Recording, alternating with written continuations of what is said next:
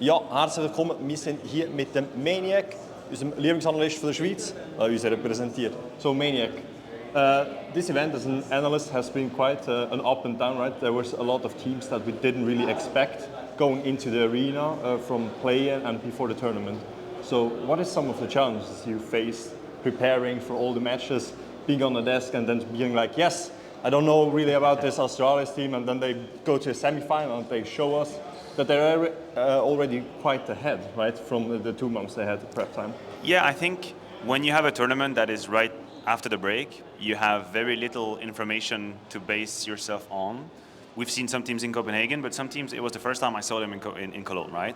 So when it's like that, then you have to just rely on what they have done before the break, and then I think you have to be quick to update your opinion. You see them play 1 game, 2 games, 3 games, you pay a lot of attention, and then the only thing you can do is you can paint a picture of what we have seen in the last 2 or 3 days, and you have to accept that it can change. You know, teams can surprise you for good and bad. I think it's part of the job, and it's also what makes it interesting, that you don't always know what you're going to get. So currently there has been some voices in the crowd, right, that they're criticizing analysts, that analysts sometimes are too biased. And you tweeted about it a bit, that some biases is good, it's just not too much, right? You have to and be open about it. Do you think that right now the crowd and the analysts that they maybe are sometimes too harsh, and the ones they get into some points, we had some examples of like Maui and Nafani, that think that sometimes it gets too long, right? Because at some point you're still an analyst, you should talk about maybe potentially some changes and not only do hard criticism, also maybe sometimes praise. Well, I think I would start by saying that my broadcast talent friends can handle their own career the way they want, right? Not everybody is supposed to do it the same way. I have my own guidelines and I know how I want to do things. So from my position, it is good to be involved emotionally. It is good to have favorites. It is good to have players that you like and players that you dislike. I think it makes the show more engaging for the fans, because we're not just a bunch of robots just talking about numbers and teams, you know? We put a little bit of ourselves into the show, and that is important. Now, I think it's important for people when they do it to be aware of it and to be honest about it, right? You enter a conversation, you say, listen, personally, obviously, I'm a fan of X, Y, Z, and here is why I think they're going to win. And then when that doesn't happen, for example, I'm a clear Vitality fan. I mean, I've been friends with Apex from my childhood. We've played Counter-Strike many years together, so I will always be emotionally invested in what he's doing. But if ENCE is playing beautiful Counter-Strike and they beat Vitality, then it is my job to respect what they've done and to give them the credits, and not just be salty because my team lost and be on the desk and pout and be like, oh, that was unlucky. No, ENCE played beautiful Counter-Strike. They deserve to be here. I'm disappointed as a fan, but as a fan of Counter-Strike, it was a beautiful game. I think this is the line that you have to walk on. You have to give respect and credit when it's due. Doesn't matter if it's for your team or for someone else. Okay. So what I also want to know your opinion right now with some current changes, right, that Valve implementing into 2025.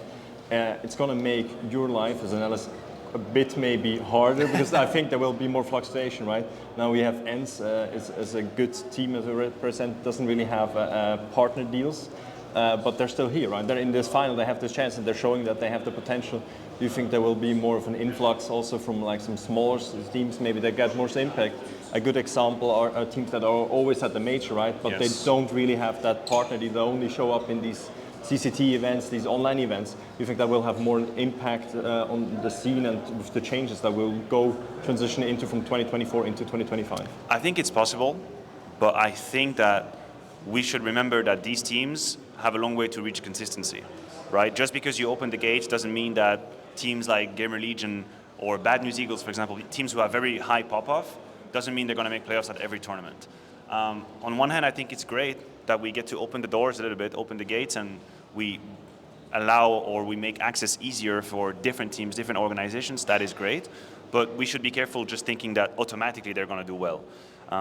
Some of the challenges that the very established professional teams have is that they have an incredible calendar.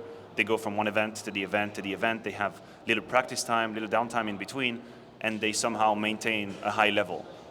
It is a different story when you can prepare for one tournament and then you can have another one in 2 months and then another one in 2 months. That's going to be great to see what kind of upcomer can actually do that. I think ENCE is a great example. who are now very consistent, winning in Dallas, grand final here in Cologne. You have to give them the respect, and I think you have to consider them one of the top teams now. But not everybody is going to walk in that path. So my final question is more about your personal stuff. That is, you started with your coaching gig, right? So what is something that you learned from the progress over the time with the players? Because you have had a lot of experience, right? You played a lot of majors, you played with a lot of French superstars, you were at a lot of tests.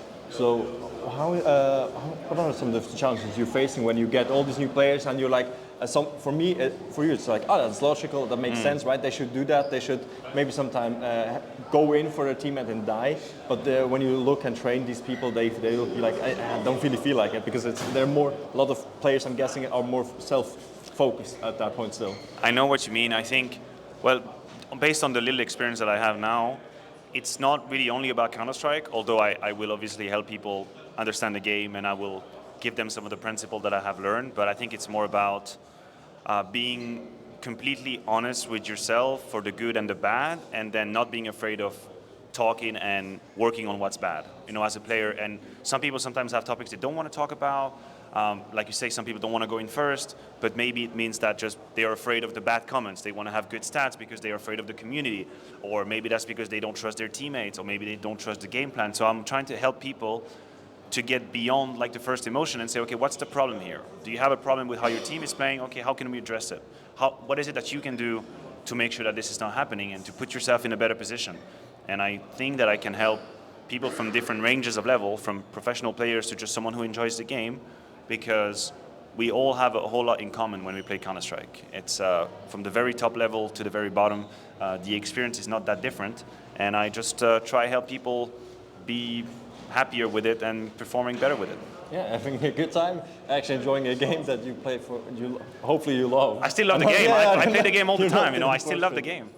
So, thank you very much. Das war das Interview mit dem Maniac. Ich danke ihm wie immer, dass hier uns Zeit nimmt. Und hoffe, wir können etwas lernen über die Analystenseite von CS. Mit dem wir uns hier verabschieden können.